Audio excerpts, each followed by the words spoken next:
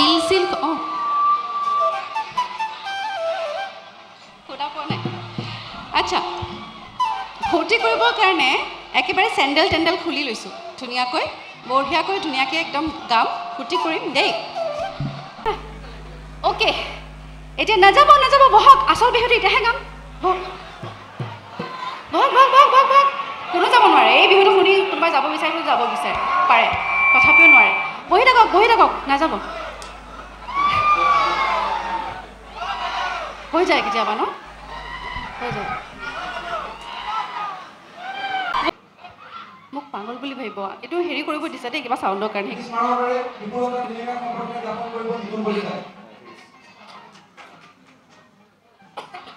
আকৌ এবাৰ কৰিছোঁ চাই লোৱা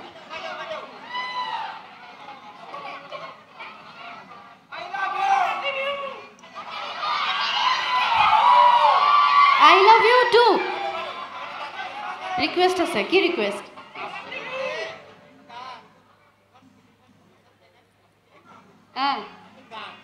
দিন চলে ৰাতি চলে আচ্ছা এই বেলেগ ধৰণৰ কথা এটা কৈ দিলে যিটোত অভিনয় কৰিছোঁ সেইটো নালাগে বেলেগ এটা লাগিব তাৰ মানে ঠিক আছে মই চেষ্টা কৰিম কিন্তু আপুনি যিটো গীত কৈছে সেইটো আমি ৰেডি কৰা নাই মই অকণমান গুণগুণাই দিম আপোনাৰ কাৰণে অকণমান দেৰিকৈ ঠিক আছে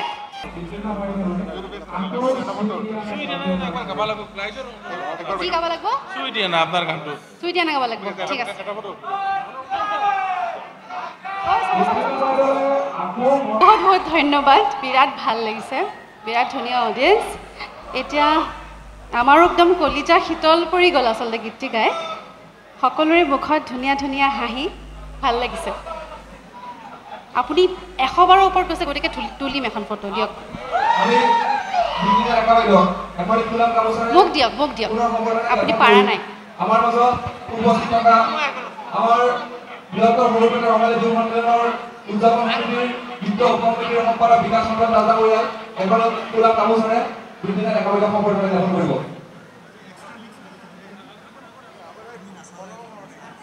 ভুল হ'লে মোক ট্ৰল মাৰিবা আপুনি বচাব নেকি মোক লিৰিক্সটো মনত নাই মই অকণমান গাম বাৰু অকণমান গাম চুই দিয়া না লাষ্ট চং আকৌ এবাৰ ঠিক আছে আমি অনুষ্ঠান সামৰিব ওলাইছোঁ যিটো সময় একেবাৰে কম লাষ্ট সামৰিব ওলাইছিলোঁৱে কিন্তু তেখেতৰ অনুৰোধত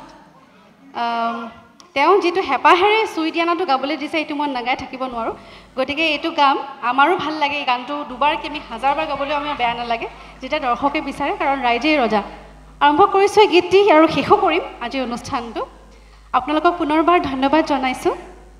মই আৰক্ষী বিষয়াসকলক বিশেষকৈ ধন্যবাদ জনাইছোঁ ইমান ধুনীয়াকৈ শৃংখলাবদ্ধভাৱে অনুষ্ঠানটি হৈ গৈছে সামাজিক মাধ্যমত বিভিন্ন ঘটনা আমি দেখি থাকোঁ ইমান কি আজিকালি হৈ থাকে নহয় জানো তাৰে বিপৰীতে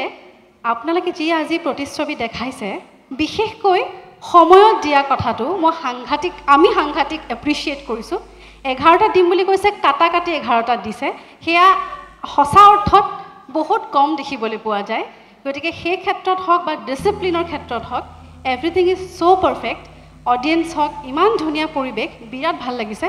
মই ভাবোঁ যে এনেকুৱা পৰিৱেশ যদি আমাৰ অসমখনত সকলোৱে মেইনটেইন কৰে এই সামাজিক মাধ্যমৰ যিবোৰ বিতৰ্ক চলি থাকে ইমান কিবা খেলি মেলি সেইবোৰ আচলতে নাইকিয়া হৈ যাব গতিকে পুনৰ ধন্যবাদ জনাই আমাৰ অনুষ্ঠান সামৰিছোঁ এই গীতেৰে